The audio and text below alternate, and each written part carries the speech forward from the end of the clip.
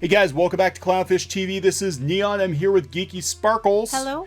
And interesting thing happened. After we did our last video on Rooster Teeth, we had someone reach out to us who used to work for Rooster Teeth with a little insider information. Now, this does happen to us time to time, and we did check this person out.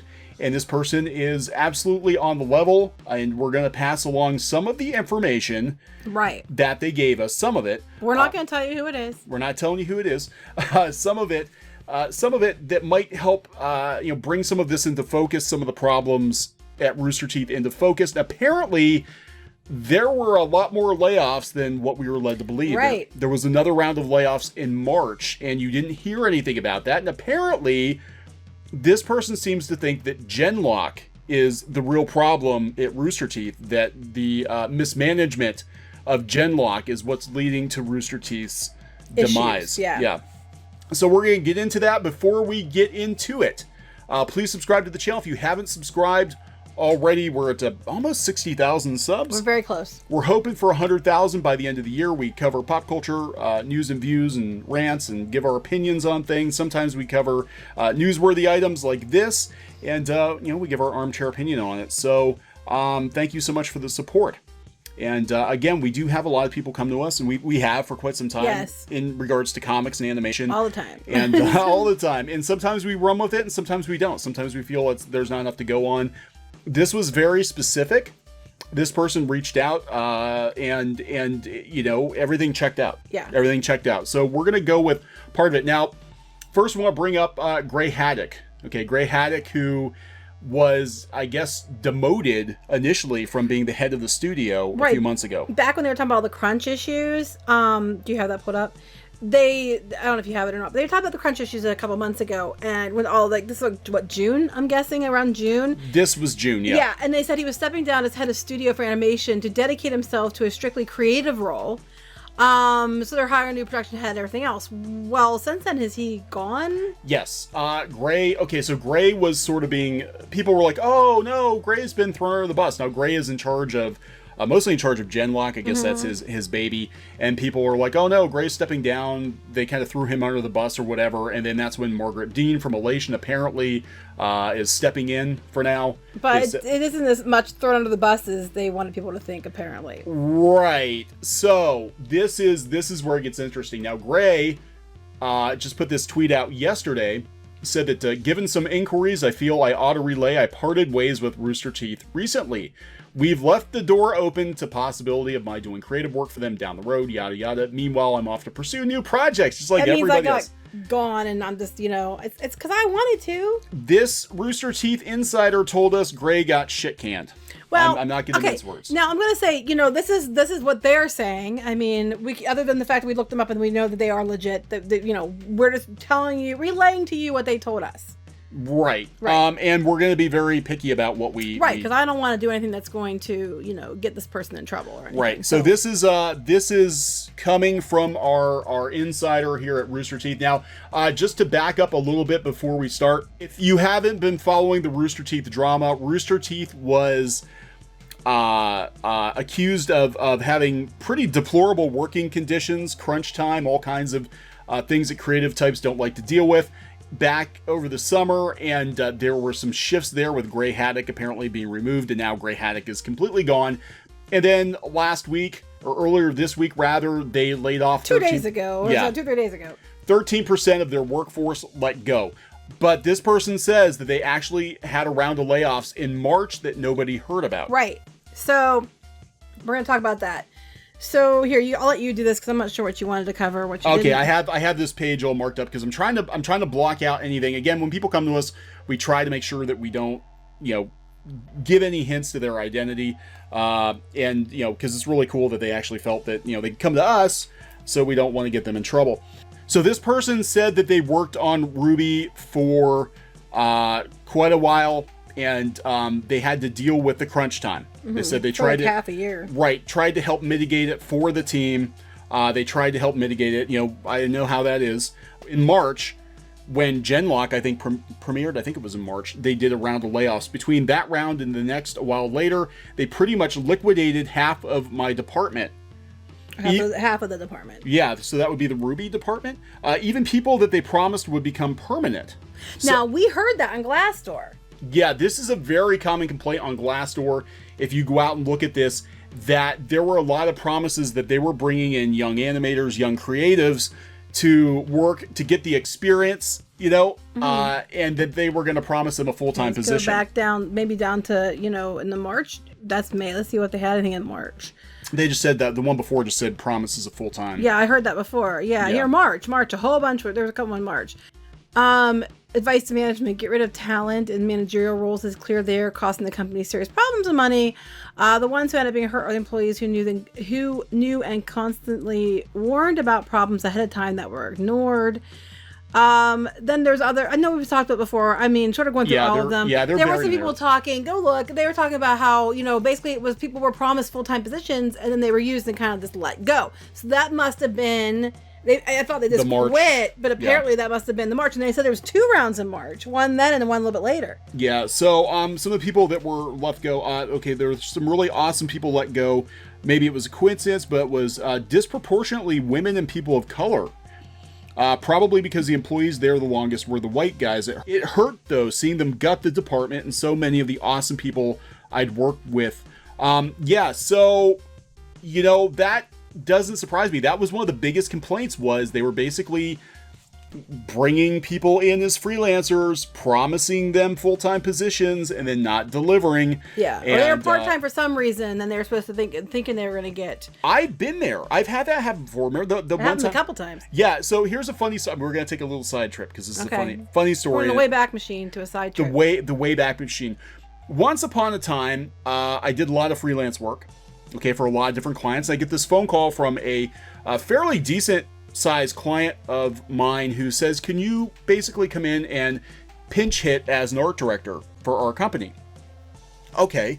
So did not realize that I was going to be there. I thought it was like, well, we'll give you a full-time position or something, given how much work I did for them. Didn't happen. Get there, and I find out that they fired their art director 2 days before Christmas or something like, I think it was 2 days before Christmas. This guy, okay. Because the art director had been jingling his bells in front of the female workers at the company, and nobody believed them, so they put a camera in the Christmas cactus and they caught him in the act and they fired him like 2 days before Christmas. So that's why I was there to pinch hit for them. But then it was awkward because after a month they were like, yeah, we need somebody cheaper, and they got rid of me. Well, I was thinking at the time that you went to work at the one place that they said they needed somebody to be the marketing person, and they had you in the kitchen instead of the marketing office. Yeah, and it was basically because they just wanted a marketing plan. They needed somebody who was qualified, and then they were going to get rid of you. Yeah, you quit first. They were working with one of the local colleges, I guess, or one of the business incubators, and they needed a marketing plan, so they quote unquote hired me to have me come in and work on their marketing plan. Then they were going to kick me out the door. But you quit first. So I mean, this does happen, and it's not cool, and it's unscrupulous, and you shouldn't do it. But this does happen anyway. The main reason, according to this insider, was Gray. Gray was one of the main reasons, it seems, that Rooster Teeth got in so much trouble. He was the writer and director on Genlock while acting as head of the entire animation department. It meant Ruby, Chibi, and 2D budgets and crew got taken from their team. He could never make a decision and stick with it. He overscoped and missed things and made the crew redo so much in the first episode, it was crazy. I assume we're talking about Genlock. He would approve and unapprove constantly. I've been there too. No one could move on or find a groove or push back. Leads on Genlock felt they couldn't fight for their teams because the director was also the department head. So that was kind of like they had him doing double duty. Right. He was in charge of. Now he's not doing anything. He's out the door. According to his tweet, he's out the door.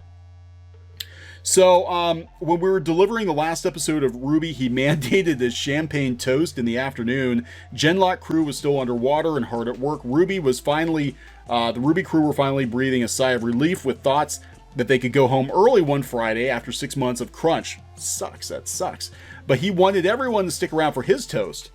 And then he left an hour before the toast, and we were all forced to stay for it. Exhausted and frustrated, I was furious. I don't blame you. I'd be mad I too. would be too. Like, a lot of these company heads, especially when they think like a startup, and I've been there too with smaller firms, advertising agencies and stuff. They expect their employees to have as much dedication when they really don't have any skin in it. You know what I'm saying? Like, these people, like, they work freaking 80, 90 hours a week. It's their company. Right, but what I'm saying here, I mean, but I don't think that's the case here. It's like he decided to have a little toast to himself. Yeah. And then made them all stay, and then he left. I'm like, who the flip does that? Well, no, I'm just saying. It's true. Well, I was saying about the crunch time. Is. The crunch time, though, like they expect you to be as dedicated when there really is no payoff for you. Well, if they're not getting paid overtime, why would they do it? And they shouldn't have to do it, but they were doing it probably because they cared. So I'm gonna continue with what the insider says, and then I'm gonna tell you about another insider who came to me, who doesn't work for Rooster Teeth but is familiar with the situation at Warner Brothers and kind of how these two stories actually do mesh up. Okay, so Gray is painting his story as if he's some sort of martyr. Him and Cohen Wooten, I believe. Cohen, who enabled him, but he is probably one of the people most to blame for the state of Rooster Teeth. So Gray Haddock, according to this insider, whose position I will not name, but this person is blaming Gray Haddock for. Well, here that kind of adds up with why would they pick him to step down? Right. You know what I'm saying? So that internally they probably had complaints. There is it does kind of reinforce what they did. But why did it take them so long? If it was clear, because it sounds like it's a good boys club, the good old boys club. I'm sorry to say it, but it kind of sounds like that. Okay, that show had to have gone millions over budget. Genlock went millions over budget because they had to keep doing and redoing. They extended the schedule by months. At the same time, 2D lost budget and couldn't hire the people promised to them. So other people had to pick up the slack. They had to work crunch time. And then they took their budgets away. Yeah, because Genlock was in the weeds. So, okay, they said people were blaming Warner Brothers. Maybe that's part of it, and I'll talk a little bit more about that. But they say, I doubt that they'd be hitting a company that wasn't losing millions. Well, yes and no. There's an end game here, and we'll talk about that. Genlock far underperformed expectations and far exceeded the original scope. So Genlock apparently was the biggest problem, and Gray Haddock's mismanagement of time and resources, which was his baby. Genlock was like his thing, which kind of all adds up then. So they went on to say that Rooster Teeth was protecting Gray so they could do another season of Genlock because they're all friends, which is totally possible. That happens all the time. That I believe. I mean, not even just that. It's just nepotism and friend. That we see that all the time with comics and with things like She-Ra and different things. I'm just saying. Yeah. So they talked about how everybody, I guess, some of the people that worked on these teams were upset that Gray was basically getting a pass, and a lot of the problems at Rooster Teeth could be blamed on. And they all got treated like crap and got screwed over, and he's just getting, he was getting a pass. Well, not now. He's out the door. If this is true, I can completely understand why they feel that way. I don't blame you. I'd feel the same way. Yeah. So Gray and Cohen were fired. They were not stepping down. This is, that doesn't surprise me if they can trace it all back, because I'm sure. Warner Brothers is probably asking them questions. Mm-hmm. And they're going to throw them on. They're not going to fall on the sword for him. No, for them. So yeah, Rooster Teeth is in trouble. Apparently, a lot of staff did complain about Gray, and it took them way too long. Well, Gray and Cohen, they said they gave a feeling a large number of the GL staff complained, and said what happened, and that's why they're gone now. So that makes sense. So it actually does mesh up with, so some other animation industry insiders we've had conversations with are thinking, because we said before that we think that eventually Rooster Teeth, being part of Warner Media, and Elation will merge. This one individual I talked to, who seems to have a pretty good insight as to what's actually going on, seems to think that they might just roll them into Cartoon Network Studios. Now, we've heard from multiple people that Cartoon Network is in a state of flux right now, that people are panicking, shows are getting canceled, people working there are like, I don't even know if I'm going to have a job in 6 months. Mm-hmm.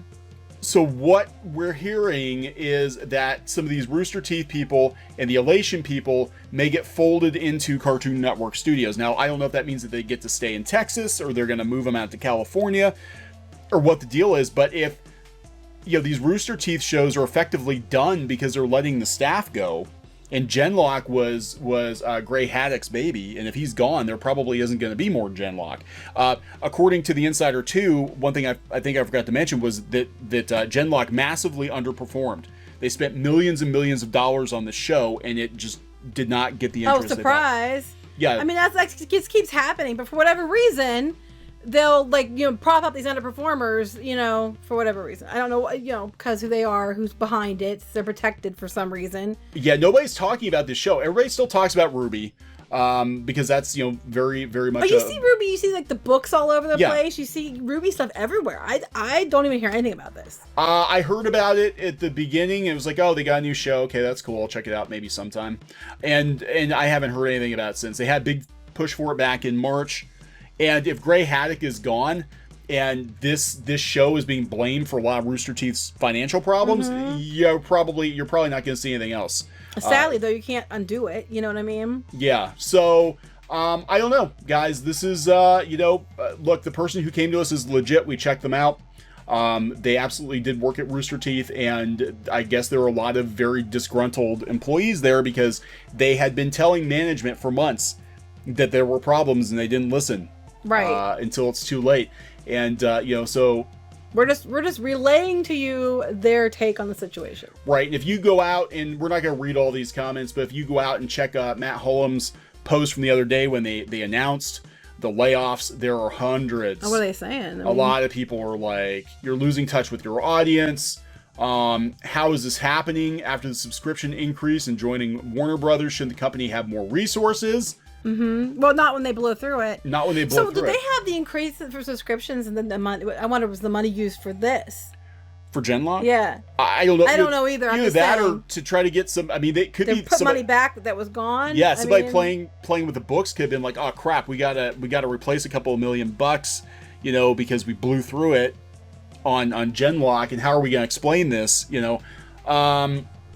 Who knows? I mean, we don't know. We're not there. But they said it sounds like a lot of this sounds like GameStop executives. So I think it's done. I think Rooster Teeth as it is effectively done. And I think they're going to get rolled into. I mean, the first step might be merging Elation and Rooster Teeth, but eventually, if the other insiders are correct, they could all just become part of Cartoon Network Studios. And at that point, Warner Brothers. Oh, I like their page. At that point, Warner Brothers basically has two animation divisions. They have Warner Brothers Animation, which handles like the Scooby-Doo stuff and the Looney Tunes stuff, and then they have Cartoon Network, which is for like everything else.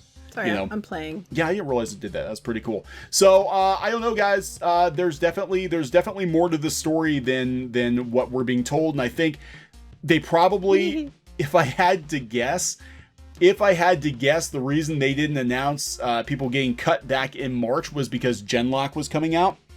And, you don't want that to dominate the headlines. I mean, you go out to the headlines now, and it's just all bad news. Yeah. Rooster Teeth laying off, layoffs. And I don't care how you candy code it. 13% of your staff that we know of. How many apparently there was more before this. How many people were actually laid off? Total. Yeah. Total. I'd like to know how for 2019, how many people have you laid off total? So yeah, that's it, folks. So a lot of unhappy former Rooster Teeth employees. A lot of unhappy people think they're currently, and I think the future of Genlock is non-existent. If I had to guess, it's not. I mean, that was Gray's baby, and if it didn't perform, they're not going to make more. And yeah, we're gonna keep an eye on this because I think Rooster Teeth is about done. I think it's about done. Hey, we got some show ideas. If you guys ever, if these people ever want some shows that might perform, you could always give us a call. There you go. All right, guys. So we're going to wrap this one up. Yep. Thanks so much for watching, guys. Please subscribe if you haven't done so already, and we'll talk later. Bye. Bye. Hey, guys. Thanks for watching Clownfish TV.